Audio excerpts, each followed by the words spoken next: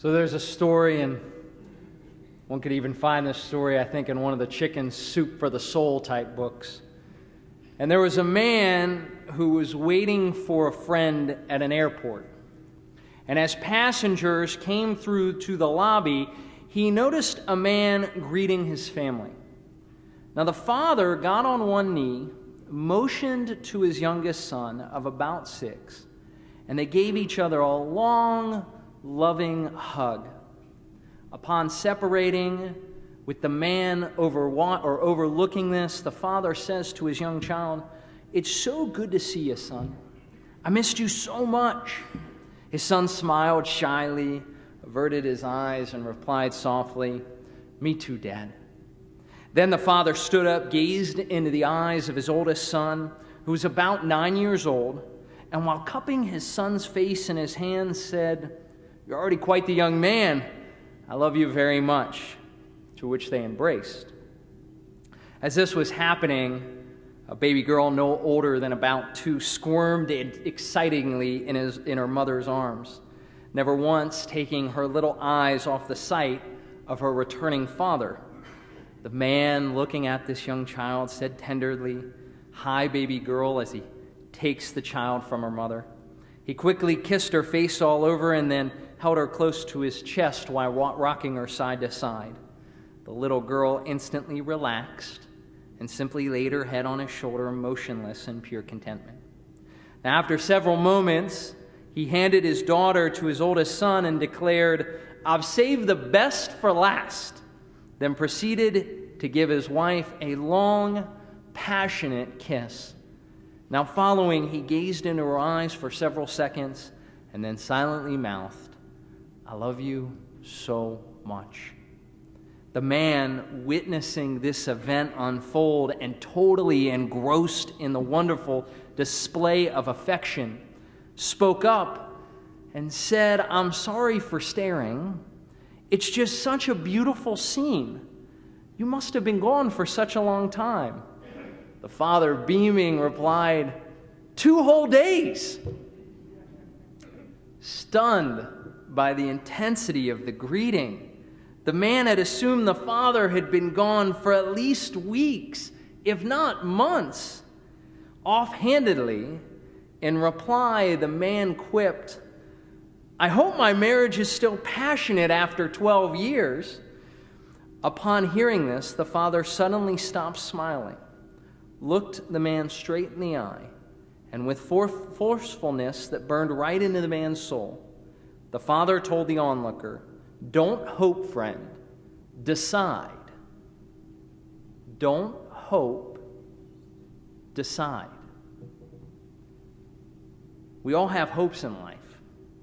Sometimes they are personal hopes for better weather, for overcoming pain, for more stability, or for a better life.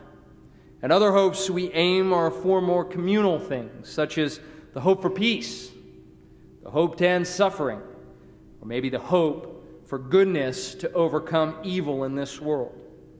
And the words, "Don't hope, friend, decide," remind us that hope is meaningless unless we decide to take action.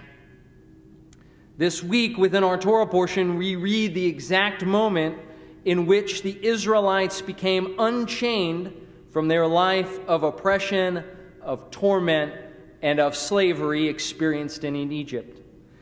The term slavery evolved or has evolved since our biblical roots, and by and large, the term in modern conversations connects to the persecution of Africans' rights in America. Yet while many believe that slavery was abolished in 1865, and even though it's outlawed around the world, the reality is that slavery persists within our country without much outrage, without much fuss, and without much attention. Shockingly, there are over 27 million people held in slavery around the world. Now, 27 million might not seem that much, but to think that is double the amount of slaves held at any other time in our collective history. Yet this problem is not isolated to foreign countries, but reaches into 90 U.S. cities, including right here in Memphis. And each year, over 14,000 slaves enter the United States, and within our land, thousands of people are taken from their homes and forced against their will to work for others for the purposes of prostitution, forced labor, begging, or warfare. Now, known as human trafficking, this modern slavery is a $32 billion a year business. To put this into perspective, it's more than Google, Nike, and Starbucks make in a year combined. Only the illegal drug trade is more lucrative, and yet far more money and effort is spent fighting drugs than what is spent on the abolishment of slavery. Now, I realize that slavery, especially in regard to human trafficking, is a hard subject to confront. Yet our tradition cautions us from turning a blind eye in the face of slavery and warns us that hope will never trump action. For we are reminded in our Torah this week that we were slaves in Egypt. Yet more than a historical prompt, we are told to embody the plight of the slave from the point moving forward. For once freed from what enslaved us, we are free to free other people from oppression, persecution, and torment. Now, at the foot of the Sea of Reeds, with the Egyptian army hot on the Israelites' tail, the Israelites, according to our tradition, begin to argue with each other on what to do next.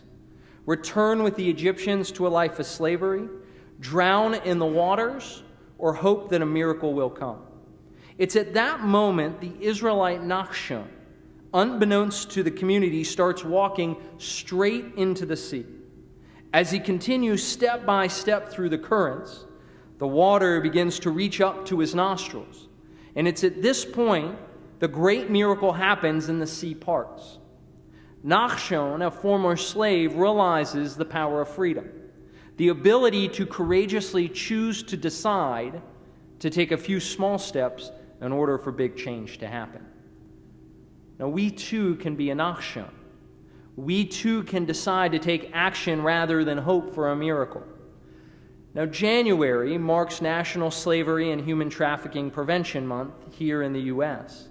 And with only a week to go in this month, I urge us to become more informed about this ongoing atrocity in order that we can take a stand against it.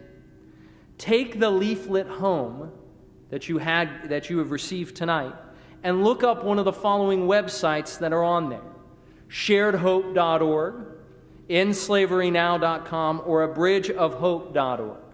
Each will educate us on the growing and neglected problem. And then I encourage us to become a voice, standing up this slavery pandemic. And locally, I implore us to become active by educating, equipping, and empowering others to fight against this slavery happening right here within our midst. Now, returning to the man and the father at the airport, following the words, "Don't hope, friend, decide," the father turned with his family and energetically strode away. Now, still watching the father and his family, the man's friend came up to him and asked, "What are you looking at?" And without hesitating and with a curious sense of certainty, the man replied, "My future." What's our future?